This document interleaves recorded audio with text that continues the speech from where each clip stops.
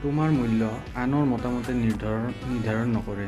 এটা কথা মনত ৰাখিবা, সকলো মানুহে তোমাক ভাল পাবই লাগিব বুলি কোনো কথা নাই।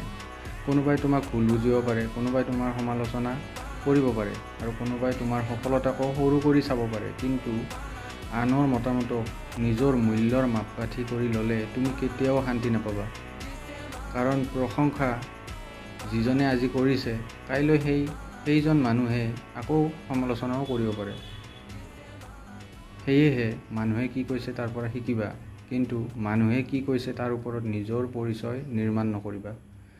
নিজৰ ভুল দেখিলে শুধৰাই লোৱা, কিন্তু প্ৰতিটো সমালোচনাৰ বাবে নিজকে দোষী বুলি নাভাবিবা। নিজৰ মূল্য জানিবলৈ কেতিয়াও হেজিটেট কৰিব নালাগে।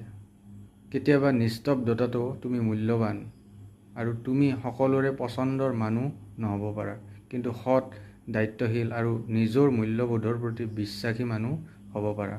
আৰু শেষত এটা কথা, আনৰ এপ্ৰুভেল বিচৰা জীৱনটো ঠিক নহয়। নিজৰ কনচায়েন্সৰ আগত সদায় সৎ হৈ থাকিবলৈ শিকিব লাগে।